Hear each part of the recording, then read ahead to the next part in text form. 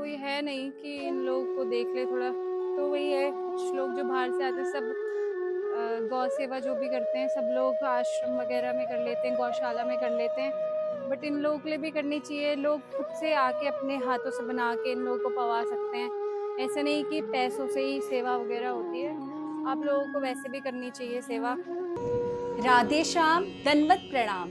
आप सभी का मेरे ब्रज लीला व्लॉग्स में स्वागत है। तो मैं जा रही थी गौ सेवा करने के लिए और आज मैं आपको करवाऊंगी परिक्रमा मार्ग से होते हुए कुंज गलियों के दर्शन। उसके साथ साथ मैं आपको करवाऊंगी राधा रमन लाल जी की राजभोग आरती। तो चलिए साथ में करते हैं वृंदावन के दर्शन और हमारे राधा रमन लाल जी की राजभोग आरती।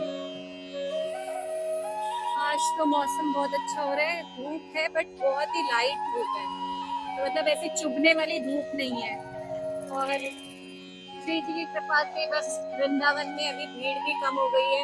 48 तीज में तो इतनी भीड़ थी कि वृंदावन में पैर रखने की भी जगह नहीं थी। बांके बिहारी टेम्पल बस 2.5 किलोमीटर पे है, बट हम जा रहे हैं अटला चुंगी से होते हुए। सबसे पहले राधा रमन लाल जी के दर्शन करने के लिए जा रहे हैं, क्योंकि फिर राजभोग आरती निकल जाएगी, तो उसके बाद हम गौ सेवा करेंगे। पहुंच गए अटला चुंगी और यहाँ से भी परिक्रमा शुरू होती है। ये है प्राचीन गोविंद देव जी मंदिर, और अभी गोविंद देव जी जा चुके हैं जयपुर, तो वहीं विराजमान है। इस गली से हम जा रहे हैं, देखिए कितनी छोटी गली है और बहुत पुरानी गली है। और ये है कुंज गलियां, बहुत छोटी छोटी गलियां हैं। यहाँ से शॉर्टकट हम निकल जाते हैं लालजू के लिए, क्योंकि मेन जो रास्ता बना हुआ है वहाँ पे बड़ी ट्रैफिक रहता है, या टमटम भरा रहता है, टमटम ही टमटम खड़े रहते हैं। तो यहाँ से हम सीधा निकलेंगे, सीधा सीधा जो गेट दिख रहा है वो गोपीनाथ जी का दिख रहा है।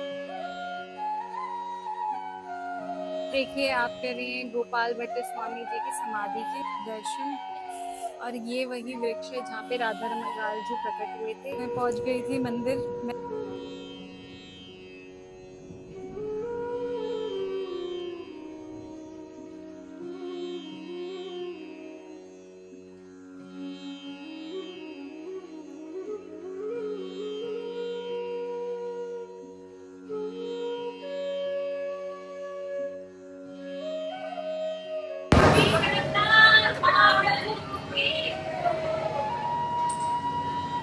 देखिए कीर्तन चल रहा है बहुत ही सुंदर।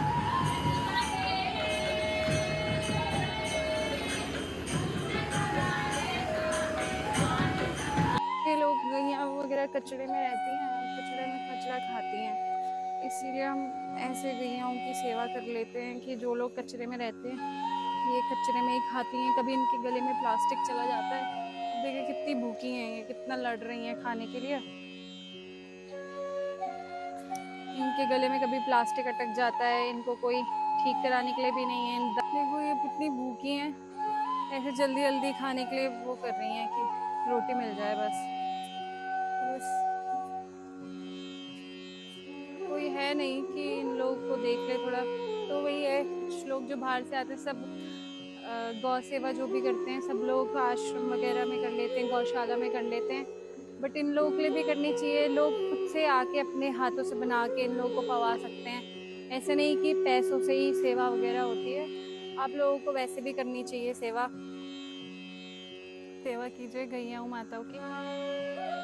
आप लोग पहले तो घर में जब पहली रोटी बनाई, आप लोग ऐसे संस्कारों से बड़े हुए होंगे कि आपको सिखाया गया होगा कि गौ सेवा करनी चाहिए, तो फिर आप लोग भी वही संस्कार फॉलो कीजिए। जहाँ पर भी आप रहते हैं वहाँ पर गैयाओं के लिए पहली रोटी निकालिए और उनको पहली रोटी पवाइए।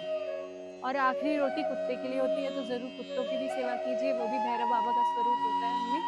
तो इसलिए पहली रोटी गाय के लिए और आखिरी रोटी कुत्ते के लिए। तो मैं आ गई थी गौ सेवा करके, ठाकुर जी के राजभोग दर्शन करके। तो यहाँ तक अगर आपने मेरी वीडियो देखी है तो आप मेरे ब्लॉग को सपोर्ट कीजिए।